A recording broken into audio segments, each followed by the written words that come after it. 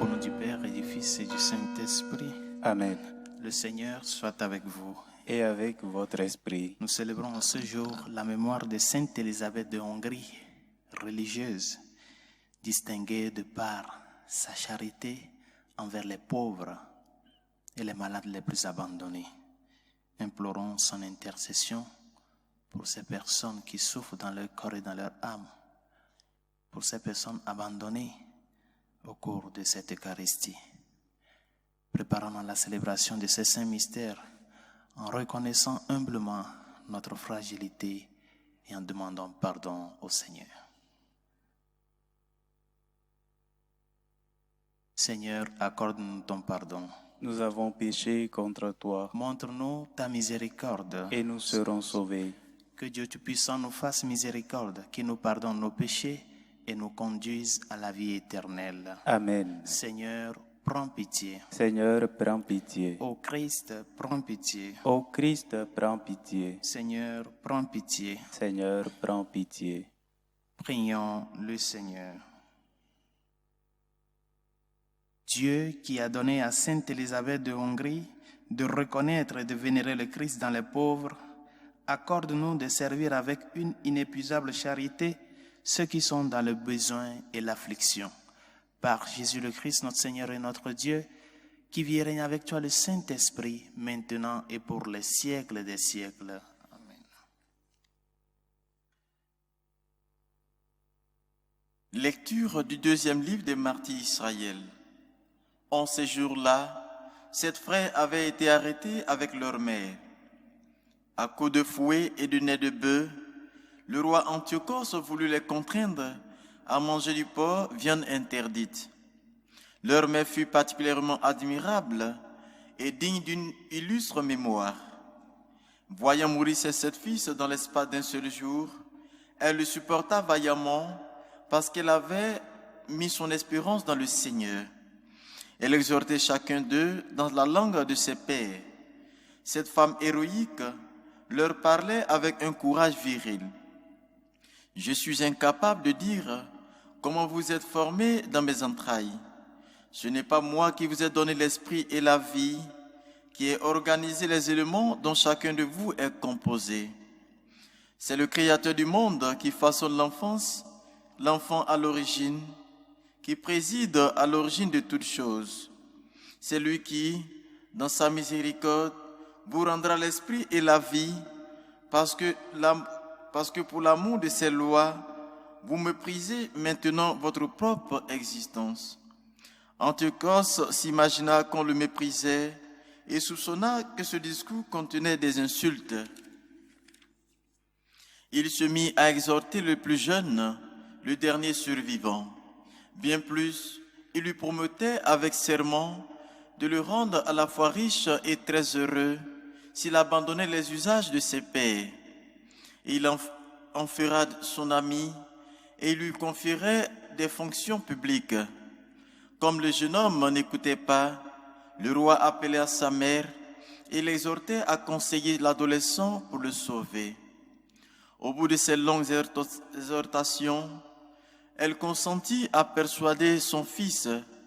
Elle se pencha vers lui et lui parla dans la langue de ses pères, trompa ainsi le cruel tyran. « Mon fils, aie pitié de moi.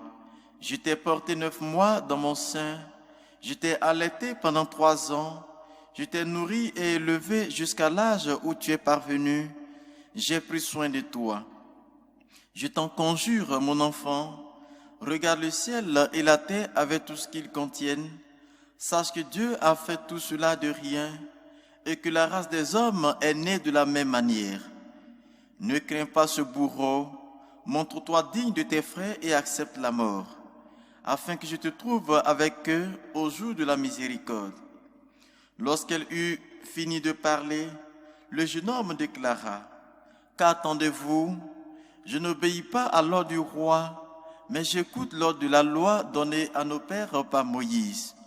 Et toi qui as inventé toutes sortes de mauvais traitements contre les Hébreux, tu n'échapperas pas à la main de Dieu. » Parole du Seigneur. Nous rendons grâce à Dieu. Au réveil, je me rassasierai de ton visage, Seigneur. Au réveil, je me rassasierai de ton visage, Seigneur. Seigneur, écoute la justice. Entends ma plainte, accueille ma prière. Mes lèvres ne mentent pas. Tes yeux verront où est le droit. Au réveil, je me rassasierai de ton visage, Seigneur. J'ai tenu mes pas sur tes traces. Jamais mon pied n'a trébuché. Je t'appelle, toi, le Dieu qui répond. Écoute-moi, entends ce que je dis. Au réveil, je me rassasierai de ton visage, Seigneur. Garde-moi comme la prunelle de l'œil. À l'ombre de tes ailes, cache-moi. Et moi, par ta justice, je verrai ta face. Au réveil, je me rassasierai de ton visage. Au réveil, je me rassasierai de ton visage, Seigneur.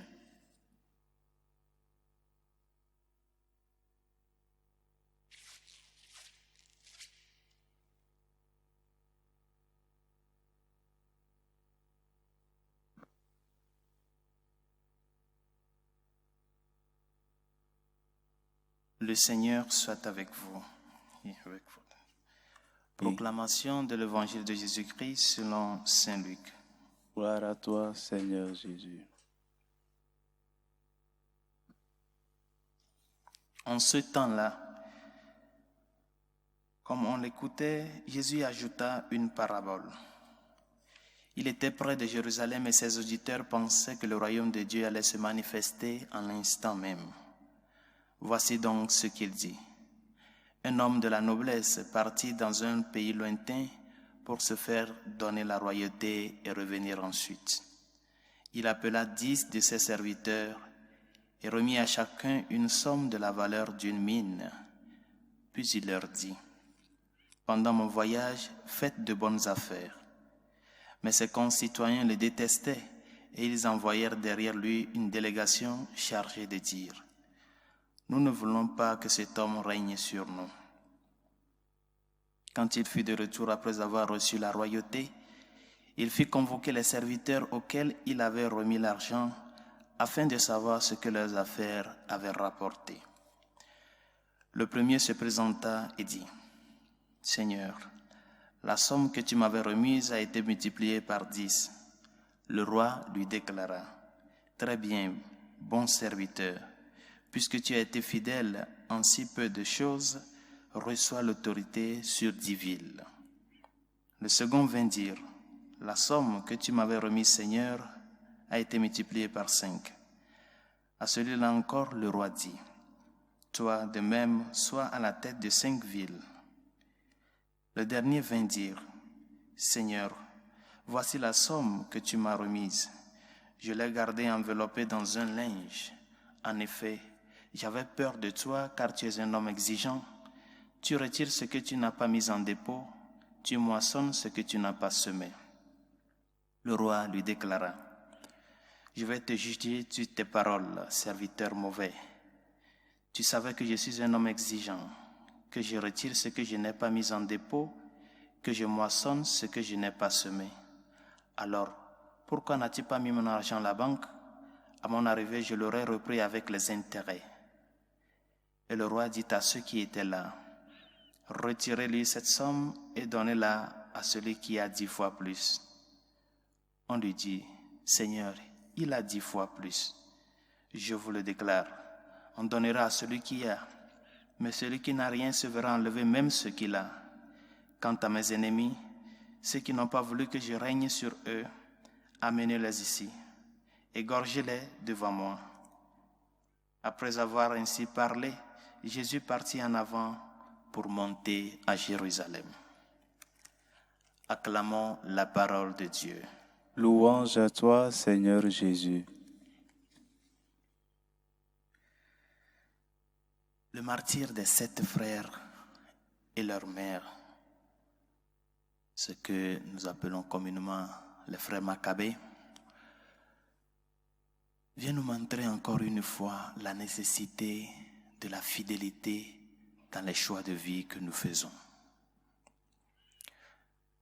Suivre le Seigneur, dans n'importe quel contexte social, non pas seulement aujourd'hui, mais aussi dans le temps de Jésus, mais aussi dans le temps des premiers prophètes et tous, suivre Dieu implique de ramer contre courant, d'aller à l'encontre de ce que la société veut imposer à ses citoyens. Une personne ne peut pas vivre avec plusieurs principes de vie. Et ces principes, ça dépend de comment je me lève aujourd'hui, donc mon choix est tel. Nous avons besoin d'apprendre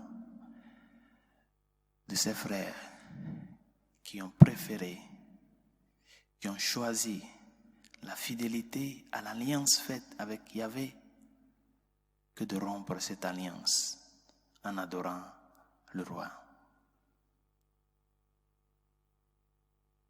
Nous vivons une grande crise aujourd'hui. Il est une crise de choix. Aujourd'hui, il est difficile de s'engager. Beaucoup de gens ne veulent pas se compromettre. Nous ne voulons pas nous compliquer la vie. Parce que s'engager avec une femme, s'engager avec un homme, si c'est dans le cas d'une femme, dans le mariage, c'est comme se quitter la liberté, entre guillemets. Alors que ce n'est pas ça. C'est l'engagement qui nous aide à savoir construire, premièrement, notre personne, à savoir édifier le rocher de la vie, ou bien l'édifice de la vie sur le rocher. Il y avait un politicien anglais qui un jour donne un discours devant le Parlement anglais. Et donc, il parlait des projets et tout cela. Et quelqu'un lui a répondu, « Monsieur, vous avez dit tel, vous avez dit tel, vous avez dit tel. Et ça là, je crois que ça ne peut pas aller avec notre programme, notre cahier de charges. » Et puis le politicien lui dit, « Ce sont mes principes que je viens de donner. Mais si ça ne vous plaît pas, j'en ai d'autres. » On ne peut pas avoir plusieurs principes dans la vie. Ou nous avons un principe et nous sommes fidèles à cela. Ou, bon, nous sommes dans le relativisme des principes. C'est ce qu'aujourd'hui le Seigneur nous invite à revoir dans notre vie. La fidélité au choix fait. Parce que c'est dans la fidélité que nous construisons notre identité et notre personnalité. Ma fidélité à ma femme, la fidélité à mon mari, la fidélité aux normes professionnelles, c'est ça qui nous permet de construire ce choix que nous avons fait. Par conséquent, cette fidélité va impliquer du sacrifice. Donner quelque chose pour le bien de l'autre. Donner quelque chose pour que ce choix fait puisse avancer, puisse être un choix solide, un choix édifié, un choix mature. Par conséquent, il est très important que nous puissions poser les bases du choix fait. Ce n'est pas en cherchant de fuir les problèmes que nous allons les résoudre. Mais plutôt, c'est en nous asseyant pour chercher des solutions idoines aux problèmes qui se posent que nous puissions y arriver à les résoudre. Ce n'est pas parce que Aujourd'hui, j'ai tel problème avec ma femme que je dois sortir aller chercher une autre femme. Parce qu'avec l'autre aussi, tu auras d'autres problèmes. Mais c'est ce sens de sacrifice et de fidélité à la personne choisie pour construire une vie qui nous amène à pouvoir chercher des solutions aux problèmes qui se posent. En cela, nous exprimons l'amour que nous avons senti pour la première fois. Ce premier jour-là, cet amour premier, nous l'exprimons comme un amour qui se fait grandir. Et c'est pour cela que le Seigneur nous interpelle à ce que c'est seulement dans la fidélité à lui que nous puissions porter des fruits. Celui qui met la main à la charrue et regarde en arrière n'est pas digne de moi, nous a-t-il dit. Quelle promesse as-tu fait au Seigneur? Et la promesse que tu l'as faite, c'est une promesse en forme de liquide, parce que l'eau, comme tout liquide, coule. Ce n'est pas quelque chose de consistant. Si ta promesse est une promesse liquide, elle n'aura jamais une forme. Mais si ta promesse est une promesse fondée sur l'amour, il y aura toujours une motivation pour pouvoir avancer et réaliser la promesse faite. Et c'est ce que le Seigneur reproche à ce dernier serviteur. Moi, je t'ai confié des talents, je t'ai confié de l'argent, à toi de les travailler. Le Seigneur nous a donné à tous les dons. Nous avons tous des dons. Nous avons tous des talents. Comment nous le fructifions? Parce que s'il n'y a pas fidélité à la personne qui nous a fait le don, nous ne pouvons pas arriver à savoir la nécessité de pouvoir produire. Si celui qui t'a engagé, s'il n'y a pas fidélité aux principes et aux normes de travail, comment tu vas produire des fruits par rapport au choix fait? C'est à cela que nous sommes appelés, bien chers amis. Savoir que la fidélité nous amène à produire des fruits. Et que cette fidélité faite en premier jour doit être une fidélité qui se construit et qui prend de la forme, qui se concrétise avec les réalités de tous les jours. Qui a la croix, qui a la souffrance, qui a les difficultés dans le foyer, dans l'éducation des enfants, dans le contexte laboral. Mais ce n'est pas en fuyant ces difficultés que nous puissions trouver des solutions à cela, mais plutôt en restant fermes aux principes d'origine et aux principes premiers. Demandons au Seigneur au cours de cette Eucharistie de nous accorder la grâce de la sincérité, de l'honnêteté à notre oui que nous avons dit. La persécution, il y en aura toujours. Parce que notre vie comme chrétien ne plaît pas à beaucoup de gens. Notre posture de chrétien va à l'encontre de ce que nous offre la société. Par conséquent, nous serons toujours persécutés. Nous serons toujours ballottés. L'Église qui n'est pas persécutée n'est pas l'Église de Jésus-Christ. Parce que son maître même a été persécuté jusqu'à la croix. Et nous devons la voir claire, bien chers amis, pour savoir que nous devons nous préparer à cela. C'est quand il n'y a pas cette préparation à la croix que quand ça nous arrive, c'est comme un scandale. Nous devons nous préparer. Qu'il peut y arriver des difficultés. Que ces difficultés ne sont pas hors du commun. Et quand ça arrive, une fois que nous sommes bien préparés, une fois que nous sommes appuyés sur lui, qui est le rocher, nous pouvons avancer. Fidélité qui conduit à donner des fruits. des fruits en abondance, des fruits de récompense, des fruits de gratitude, des fruits de reconnaissance. Et c'est à cela que le Seigneur nous interpelle. Que la promesse faite soit une promesse en forme d'amour et non en forme liquide. Ne cherche pas à détruire ton foyer parce qu'il y a tel ou tel problème. Plutôt, embrasse la croix de ce problème-là et avance avec ta femme, avance avec ton mari. Lutte pour donner une bonne éducation, former la conscience de tes enfants, parce que ces enfants seront la relève de demain. C'est en cela que les fruits répondent à cette fidélité première.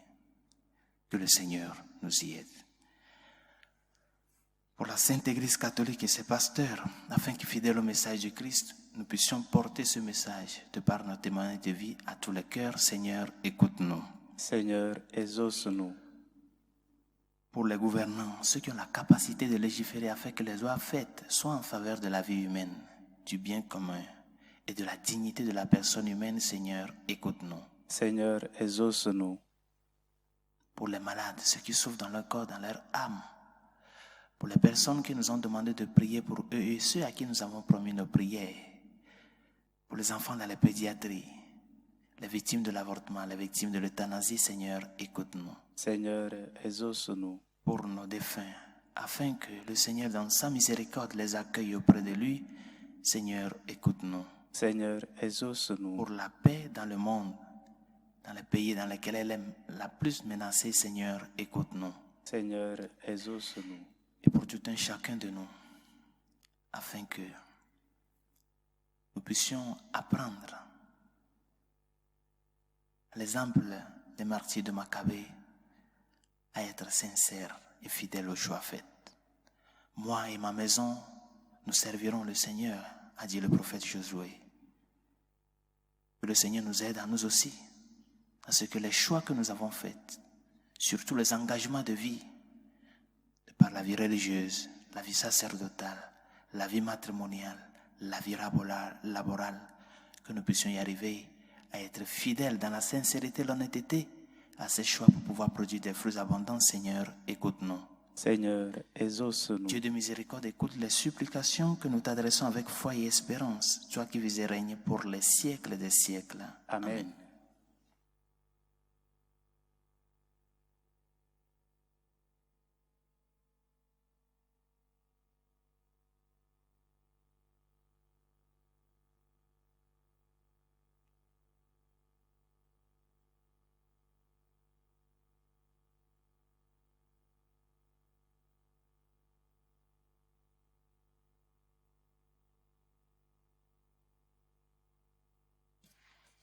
Tu es béni de l'univers, toi qui nous donnes ce pain, fruit de la terre et du travail des hommes.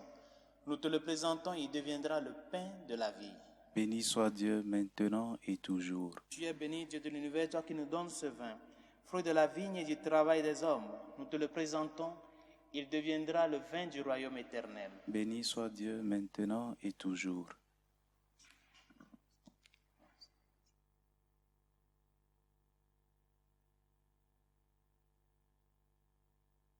Prions ensemble d'offrir le sacrifice de toute l'Église. La gloire De Dieu et le salut du monde. Regarde, Seigneur, le sacrifice de ton peuple. Il te l'offre avec ferveur en l'honneur de Sainte Élisabeth de Hongrie, qu'il en reçoive des grâces de salut par Jésus le Christ, notre Seigneur. Le Seigneur soit avec vous. Et avec votre esprit, Élevons notre cœur. nous le tournons vers le Seigneur. Rendons grâce au Seigneur, notre Dieu. Cela est juste et bon. Vraiment, il est juste et bon de te rendre gloire, de t'offrir notre action de grâce toujours et en tout lieu. À toi, Père très saint, Dieu éternel et tout-puissant. Nous célébrons les prévenances de ton amour pour tant d'hommes et de femmes parvenus à la sainteté en se donnant au Christ à cause du royaume des cieux. Par ce mystère d'alliance, tu veux que notre condition humaine retrouve sa splendeur première et que dès ici-bas, nous ayons un avant-goût des biens que tu nous donneras dans le monde à venir. C'est pourquoi avec les anges et tous les saints, nous chantons et proclamons. Saint, Saint, Saint, le Seigneur, Dieu de l'univers, Le ciel et la terre sont remplis de ta gloire. Hosanna au plus haut des cieux. Béni soit celui qui vient au nom du Seigneur. Hosanna au plus haut des cieux. Toi qui es vraiment saint, toi qui es la source de toute sainteté, Seigneur, nous te prions. Sanctifie ces offrandes en répandant sur elles ton esprit, qu'elles deviennent pour nous le corps et le sang de Jésus le Christ, notre Seigneur. Au moment d'être livré et d'entrer librement dans sa passion, il prit le pain, il rendit grâce, il rompit et le donna à ses disciples en disant : Prenez et mangez-en tous, ceci est mon corps livré pour vous.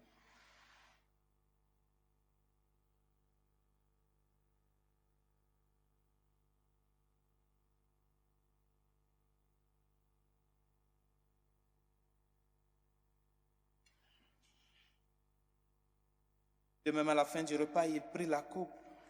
De nouveau, il rendit grâce et la donna à ses disciples en disant : Prenez et buvez-en tous, car ceci est la coupe de mon sang, le sang de l'alliance nouvelle et éternelle, qui sera versé pour vous et pour la multitude en rémission des péchés. Vous ferez cela en mémoire de moi.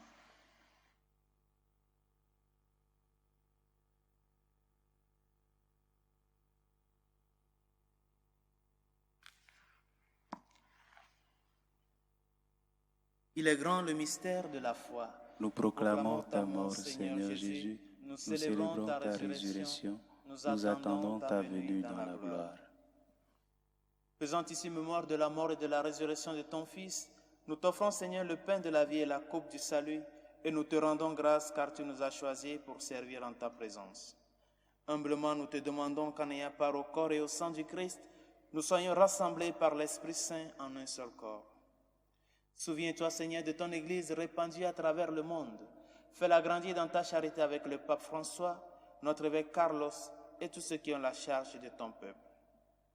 Souviens-toi aussi de nos frères qui se sont endormis dans l'espérance de la résurrection, de nos familiers et amis défunts, de tous les hommes qui ont quitté cette vie. Reçois-les dans ta lumière auprès de toi.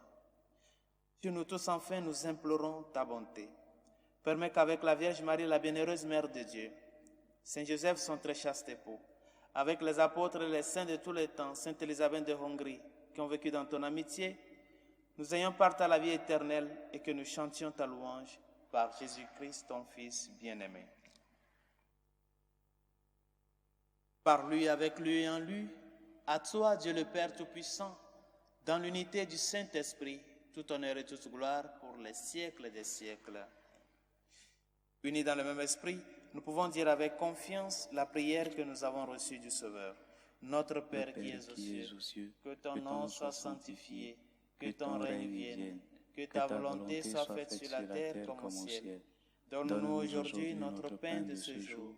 Pardonne nos offenses comme nous pardonnons aussi à ceux qui nous ont offensés, et ne nous laisse pas entrer en tentation, mais délivre-nous du mal.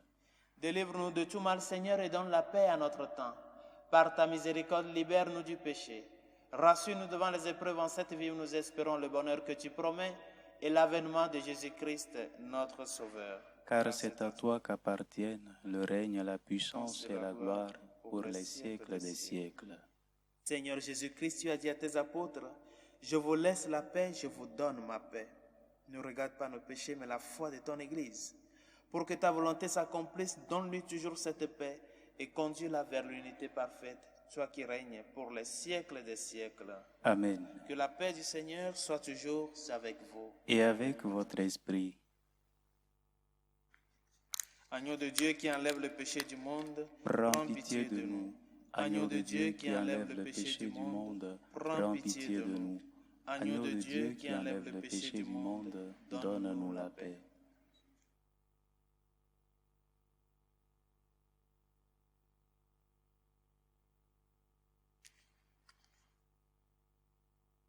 Heureux sommes-nous invités au repas du Seigneur. Voici l'agneau de Dieu qui enlève le péché du monde. Seigneur, je ne suis pas digne de te recevoir, mais dis seulement une parole et je serai guéri. Le corps et le sang du Christ nous gardent pour la vie éternelle. Amen.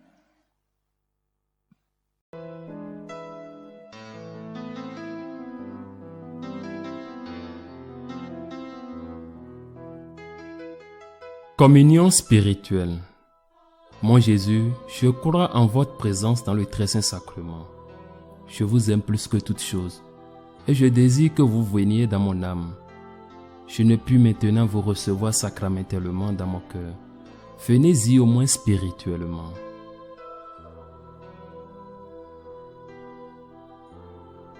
Je vous embrasse comme si vous étiez déjà venu et je m'unis à vous tout entier.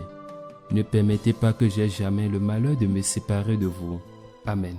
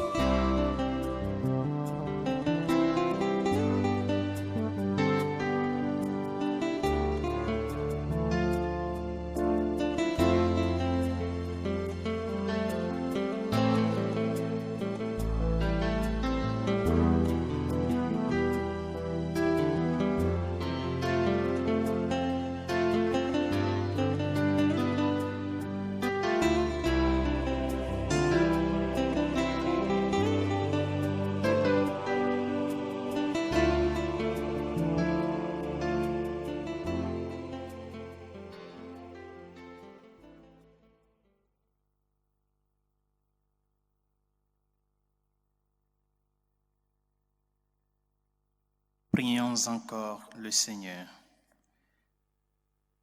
Toi qui nous as fortifiés par cette communion, Seigneur, aide-nous à suivre l'exemple de Sainte Élisabeth de Hongrie dans l'amour qu'il sut te témoigner et la charité dont elle a fait preuve envers ton peuple. Par Jésus le Christ, notre Seigneur. Amen. Le Seigneur soit avec vous. Et avec votre esprit. Et que Dieu Tout-Puissant et Miséricordieux vous bénisse, le Père, le Fils et le Saint-Esprit. Amen. Allez dans la paix du Christ. Nous rendons grâce à Dieu. Bonne journée à tous et à chacun. Salut aux reines, Mère de miséricorde, notre vie, notre douceur, notre espérance à lui. Enfants des exilés, nous crions vers vous. Vers vous nous soupirons, gémissant et pleurant dans cette vallée de larmes. Ô vous notre avocate, tournez vers nous vos regards miséricordieux, et après cet exil, montrez-nous Jésus, le fruit béni de vos entrailles, ô clémence, ô miséricordieuses, ô douce Vierge Marie. Priez pour nos saintes mères de Dieu, afin que nous soyons rendus dignes des promesses du Christ.